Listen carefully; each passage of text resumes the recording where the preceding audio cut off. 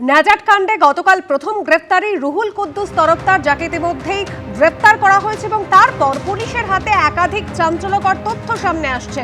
দুর্ঘটনার দিন বাইকে ভোলানাথের গাড়ি ফলো করছিল রুহুল, এমনই দাবি পুলিশ সূত্রে। আমাদের প্রতিনিধি সমীরণ পাল এই মুহূর্তে রয়েছেন আমাদের সঙ্গে টেলিফোন লাইনে। সমীরণ, এই রুহুল কুদ্দুসের সঙ্গে গোটা ঘটনার কি সম্পর্ক, এখনো পর্যন্ত পুলিশ সূত্রে কি জানা যাচ্ছে? দেখো, রুহুল কুদ্দুস তরফদার, তাকে গত পরশু দিনকে গ্রেপ্তার করা হয়েছে নাজার থানা এলাকা থেকে। তার বাড়ি সরবেরিয়া এলাকায় এবং রুহুল কুদ্দুস তরফদার একটি মোবাইল রিপেয়ারিং দোকানে কাজ করত এবং এই সরবেরিয়াতে ভাড়া থাকতো। তার বাড়ি হচ্ছে রাজবাড়ি পূর্বপাড়ায়, সেখানে তার বাবা দাদা পরিবারের সদস্যরা বসবাস করেন এবং কয়েক বছর ধরে তিনি এইখানে ভাড়া বাড়িতে থাকছিলেন। এবং গতকাল তাকে গ্রেফতার করে বসিরহাট মহকুমা আদালতে পেশ করা হয়। বিচারক তাকে 9 দিনের পুলিশ হেফাজতের নির্দেশ দিয়েছে।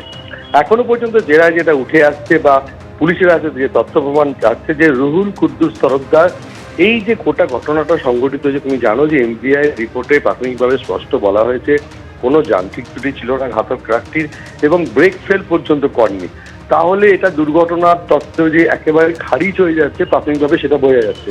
আর এই রুহুল কুদ্দুস তরফদার গোটা বিষয়টিতে ঘাতক ট্রাকের চালককে পরিচালনা করেছিল। এখনো পুলিশ অন্ধকারে যে ঘাতক ট্রাকের চালক কি আলী মোল্লা ছিল কিনা সে ব্যাপারে এখনো পর্যন্ত পুলিশের কাছে স্পষ্ট কোনো ধারণা নেই। পুলিশ এই তদন্তে যেটা পুলিশের নির্ভর করতে হচ্ছে সিসিটিভি ফুটেজ এবং এই দীর্ঘ রাস্তা বাসন্তী হাইওয়ে, যেখানে মালঞ্চ থেকে সরবেরিয়া পর্যন্ত 18 কিলোমিটার বিস্তীর্ণ রাস্তা, সেখানে জায়গায় জায়গায় অনেক জায়গা আছে যেখানে সিসিটিভি নেই। একেবারে যে ঘটনাস্থল, সেই ঘটনাস্থলে কোনো সিসিটিভি ক্যামেরা নেই, অর্থাৎ ঘটনার মুহূর্তের যে সিসিটিভি ফুটেজ পুলিশ পায়নি। পুলিশকে অনেকটাই নির্ভর করতে হচ্ছে সিসিটিভির পাশাপাশি প্রত্যক্ষদর্শীদের বয়ান। সেখানে দেখা যাচ্ছে যে রুহুল কুদ্দুস তরফদার সে ফোনে যোগাযোগ রাখছিল এই ট্রাক চালকের সঙ্গে এবং শুধু তাই না, তার বাইকের সন্দেহজনক গতিবিধিও ধরা পড়েছে। এখন হচ্ছে ঘটনার পর রুহুল কুদ্দুস তরফদার কাকে সঙ্গে নিয়ে পালিয়েছিল সেটাই এখন জানার চেষ্টা করছে। একেবারে একাধিক অভিযোগ সামনে আসছে, সমীরণ সঙ্গে থাকো।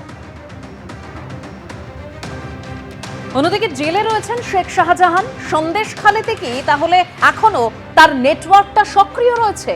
শেখ শাহজাহান উত্তম সর্দারের জুটি কি এখনো সক্রিয় সন্দেশখালীতে? সন্দেশখালীর ঘটনায় আগেই উত্তম সর্দারকে গ্রেপ্তার করা হয়েছিল। ন্যাজাট কাণ্ডে উত্তম সর্দারকে গ্রেপ্তার করার পরই এই প্রশ্নগুলোই জোরালো হচ্ছে। পুলিশ সূত্রে কি দাবি করা হচ্ছে, সমীরণ?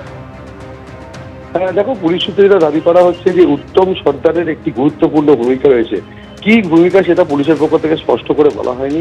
তবে যেটা বোঝা যাচ্ছে যে এই যে উত্তম সর্দার যে সময় সন্দেশখালীর ঘটনা সামনে আসে, অর্থাৎ ইডির ওপর শেখ শাহজাহান যে বাহিনী যে হামলা চালিয়েছিল ইডির তল্লাশির সময়, সেই সময় থেকে উত্তম সর্দারের নাম উঠে আসে।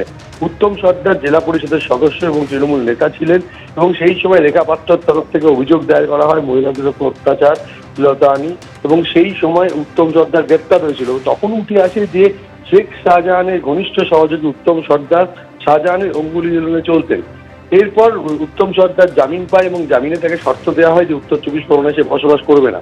কিন্তু শেখ শাহজাহানের সঙ্গে যে তার যোগাযোগ যে এখনো অটুট রয়েছে, এই ভোলানাথ ঘোষের গাড়ির হামলার ঘটনায় উত্তম সর্দারের গ্রেপ্তারের ঘটনা তারও একবার সামনে এনে দিল যে এখনো শেখ শাহজাহান ঘনিষ্ঠ উত্তম সর্দার, এবং যেটা তদন্তে উঠে আসছে যে অপরাধ যখন সংঘটিত হচ্ছে সেই সময় অভিযুক্তদের সঙ্গে ফোনে কথোপকথনের প্রমাণ মিলেছে পুলিশের হাতে। এই কারণেই উত্তম সর্দারকে গ্রেপ্তার করা হয়েছে এবং তাকে গতকাল বসিরহাট মহকুমা আদালতে পেশ করা হয়েছিল। তাকে 9 দিনের পুলিশ হেফাজতের নির্দেশ দেওয়া হয়েছে। এবং এই যে ঘটনা ঘটে ভোলানাথ ঘোষের উপরে, সেই ঘটনায় ভোলানাথ ঘোষ সরাসরি অভিযোগ করেছেন যে শেখ শাহজাহানের চক্রান্তিক ঘটনা ঘটেছে। উত্তম দাসের গ্রেপ্তারি সেই ঘটনাকে আরো একবার প্রমাণ দিল। ধন্যবাদ সমীরণ।